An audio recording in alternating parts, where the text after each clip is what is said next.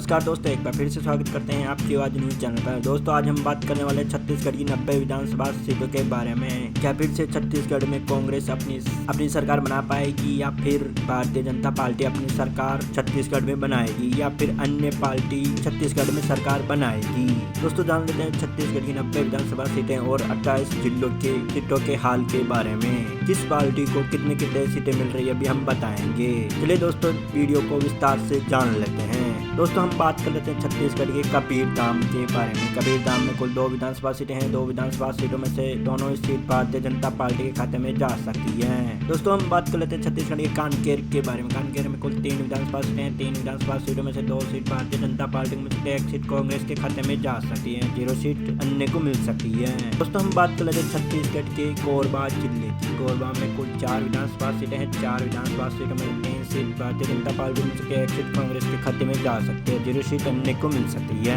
दोस्तों हमने छत्तीसगढ़ की 90 विधानसभा सीटों में से 9 विधानसभा सीटों का ओपिनियन पोल आपकी स्क्रीन पे दिखाया जा रहा है, जिसमें से 7 सीट बीजेपी को मिल सकती है, 2 सीट कांग्रेस को मिल सकती है, 0 सीट अन्य के खाते में जा सकती है। दोस्तों हम बात कर लेते हैं छत्तीसगढ़ की कोरिया जिले की। कोरिया में कुल 3 विधानसभा सीटें हैं। 3 विधानसभा सीटों में से 1 सीट बीजेपी को मिल सकती है, 1 सीट कांग्रेस के खाते में जा सकती है, 1 सीट अन्य के खाते में जा सकती है। दोस्तों हम बात कर लेते हैं जयपुर के बारे में। जयपुर में कुल 3 विधानसभा सीटें हैं। 3 विधानसभा सीटों में से 2 सीट बीजेपी को मिल सकती है, 1 सीट कांग्रेस के खाते में जा सकती है, 0 सीट अन्य को मिल सकती है। दोस्तों हमने छत्तीसगढ़ की 90 विधानसभा सीटों में से 15 विधानसभा सीटों का ओपिनियन पोल आपकी स्क्रीन पे दिखाया जा रहा है, जिसमें से 10 सीट बीजेपी को मिल सकती है, 4 सीट कांग्रेस को मिल सकती है, 1 सीट अन्य को मिल सकती है। दोस्तों हम बात कर लेते हैं जांजगीर चांपा के बारे में। जांजगीर चांपा में कुल 6 विधानसभा सीटें हैं। 6 विधानसभा सीटों में से 3 सीट भारतीय जनता पार्टी को मिल सकती है, 2 सीट कांग्रेस को मिल सकती है, 1 सीट अन्य को मिल सकती है। दोस्तों हम बात कर लेते हैं छत्तीसगढ़ के दंतेवाड़ा जिले की। दंतेवाड़ा में कुल 1 विधानसभा सीटें हैं। 1 विधानसभा सीट में से 1 की सीट कांग्रेस के खाते में जा सकती है। दोस्तों हम बात कर लेते हैं छत्तीसगढ़ के दुर्ग जिले के बारे में। दुर्ग जिले में कुल 6 विधानसभा सीटें हैं। 6 विधानसभा सीटों में से 3 सीट बीजेपी को मिल सकती है, 3 सीट कांग्रेस के खाते में जा सकती है और 0 सीट अन्य के खाते में जा सकती है। दोस्तों हमने छत्तीसगढ़ की 90 विधानसभा सीटों में से 28 विधानसभा सीटों का ओपिनियन पोल आपकी स्क्रीन पे दिखाया जा रहा है, जिसमें से 16 सीट बीजेपी को मिल सकती है, 10 सीट कांग्रेस को मिल सकती है, 2 सीट अन्य को मिल सकती है। दोस्तों हम बात कर लेते हैं छत्तीसगढ़ के धमतरी जिले की। धमतरी में कुल 3 विधानसभा सीटें हैं। 3 विधानसभा सीटों में से 2 सीट बीजेपी को मिल सकती है, 1 सीट कांग्रेस को मिल सकती है, 0 सीट अन्य को मिल सकती है। दोस्तों हम बात कर लेते हैं छत्तीसगढ़ के बिलासपुर जिले के बारे में।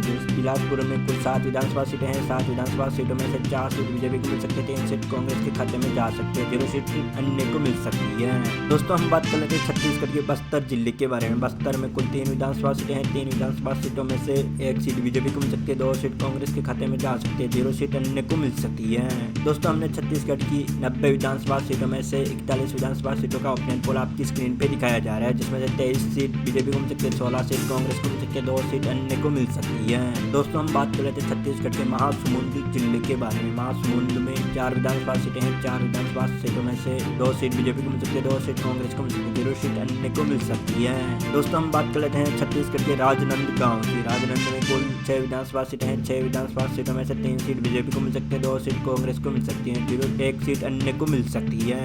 दोस्तों हम बात कर लेते हैं छत्तीसगढ़ के रायगढ़ जिले के बारे में। रायगढ़ में कुल 5 विधानसभा सीटें हैं। 5 विधानसभा सीटों में से 3 सीट बीजेपी को मिल सकती है, 2 सीट कांग्रेस को मिल सकती है, 0 सीट अन्य को मिल सकती है। दोस्तों हमने छत्तीसगढ़ की 90 विधानसभा सीटों में से 56 विधानसभा सीटों का ओपिनियन पोल आपकी स्क्रीन पे दिखाया जा रहा है, जिसमें से 31 सीट बीजेपी को मिल सकती है, 22 सीट कांग्रेस को मिल सकती है, 3 सीट अन्य को मिल सकती है। दोस्तों हम बात कर लेते हैं छत्तीसगढ़ के रायपुर जिले के बारे में। रायपुर में कुल 7 विधानसभा सीटें हैं। 7 विधानसभा सीटों में से 4 सीट बीजेपी को मिल सकती है, 3 सीट कांग्रेस को मिल सकती है, 0 सीट अन्य को मिल सकती है। दोस्तों हम बात कर लेते हैं छत्तीसगढ़ के सरगुजा जिले की। सरगुजा में कुल 3 विधानसभा सीटें हैं। 3 विधानसभा सीटों में से 1 सीट बीजेपी को मिल सकती है, 2 सीट कांग्रेस को मिल सकते हैं, 0 सीट अन्य को मिल सकती है। दोस्तों हम बात कर लेते हैं छत्तीसगढ़ के बलौदा बाजार की। बलौदा बाजार में कुल 4 विधानसभा सीटें हैं। 4 विधानसभा सीटों में से 3 सीट बीजेपी को मिल सकती है, 1 सीट कांग्रेस को मिल सकती है, 0 सीट अन्य के खाते में जा सकती है। दोस्तों हमने छत्तीसगढ़ की 90 विधानसभा सीटों में से 70 विधानसभा सीटों का ओपिनियन पोल आपकी स्क्रीन पे दिखाया जा रहा है, जिसमें से 39 सीट बीजेपी को मिल सकती है, 28 सीट कांग्रेस को मिल सकती है, 3 सीट अन्य को मिल सकती है। दोस्तों हम जान लेते हैं छत्तीसगढ़ के बालोद जिले की ओपिनियन पोल के बारे में। बालोद जिले में कुल 3 विधानसभा सीटें हैं। 3 विधानसभा सीटों में से 2 सीट बीजेपी को मिल सकती है, 1 सीट कांग्रेस को मिल सकती है, 0 सीट अन्य को मिल सकती है। दोस्तों हम जान लेते हैं छत्तीसगढ़ के मुंगेली जिले के ओपिनियन पोल के बारे में। मुंगेली जिले में कुल 2 विधानसभा सीटें हैं। 2 विधानसभा सीटों में से 1 सीट बीजेपी को मिल सकती है, 1 सीट कांग्रेस को मिल सकती है और 0 सीट अन्य के खाते में जा सकती है। दोस्तों हम अब जान लेते हैं छत्तीसगढ़ के बेमेतरा जिले की ओपिनियन पोल के बारे में। बेमेतरा में कुल 3 विधानसभा सीटें हैं। 3 विधानसभा सीटों में से 1 सीट बीजेपी को मिल सकती है, 2 सीट कांग्रेस को मिल सकती है, 0 सीट अन्य के खाते में जा सकती है। दोस्तों, हमने छत्तीसगढ़ की 90 विधानसभा सीटों में से 78 विधानसभा सीटों का ओपिनियन पोल आपकी स्क्रीन पे दिखाया जा रहा है, जिसमें से 43 सीट बीजेपी को मिल सकती है, 32 सीट कांग्रेस को मिल सकती है, 3 सीट अन्य को मिल सकती है। दोस्तों, हम बात कर लेते हैं छत्तीसगढ़ के सूरजपुर जिले के बारे में। सूरजपुर में कुल 3 विधानसभा सीटें हैं। 3 विधानसभा सीटों में से 2 सीट बीजेपी को मिल सकती है, 1 सीट कांग्रेस को मिल सकती है, 0 सीट अन्य को मिल सकती है। दोस्तों, हम बात कर लेते हैं छत्तीसगढ़ के गरियाबंद जिले की। गरियाबंदी में कुल 2 विधानसभा सीटें हैं। 2 विधानसभा सीटों में से 1 सीट बीजेपी को मिल सकती है, 1 सीट कांग्रेस को मिल सकती है, 0 सीट अन्य के खाते में जा सकती है। दोस्तों, हम बात कर लेते हैं छत्तीसगढ़ के सुकमा जिले की। सुकमा में कुल 1 विधानसभा सीटें हैं। 1 विधानसभा सीटों में से 1 ही सीट कांग्रेस के खाते में जा सकती है। दोस्तों, हमने छत्तीसगढ़ की 90 विधानसभा सीटों में से 84 विधानसभा सीटों का ओपिनियन पोल आपकी स्क्रीन पे दिखाया जा रहा है, जिसमें से 46 सीट बीजेपी को मिल सकती है, 35 सीट कांग्रेस को मिल सकती है, 3 सीट अन्य को मिल सकती है। दोस्तों, हम बात कर लेते हैं छत्तीसगढ़ के बलरामपुर जिले की। बलरामपुर में कुल 2 विधानसभा सीटें हैं। 2 विधानसभा सीटों में से 1 सीट बीजेपी को मिल सकती है, 1 सीट कांग्रेस को मिल सकती है, 0 सीट अन्य को मिल सकती है। दोस्तों, हम बात कर लेते हैं छत्तीसगढ़ के कोड़गांव जिले की। कोड़गांव में कुल 2 विधानसभा सीटें हैं। 2 विधानसभा सीटों में से 1 सीट बीजेपी को मिल सकती है, 1 सीट कांग्रेस को मिल सकती है, 0 सीट अन्य के खाते में जा सकती है। दोस्तों, हम बात कर लेते हैं छत्तीसगढ़ के नारायणपुर जिले की। नारायणपुर में कुल 1 विधानसभा सीट है। 1 विधानसभा सीटों में से 1 ही सीट कांग्रेस के खाते में जा सकती है।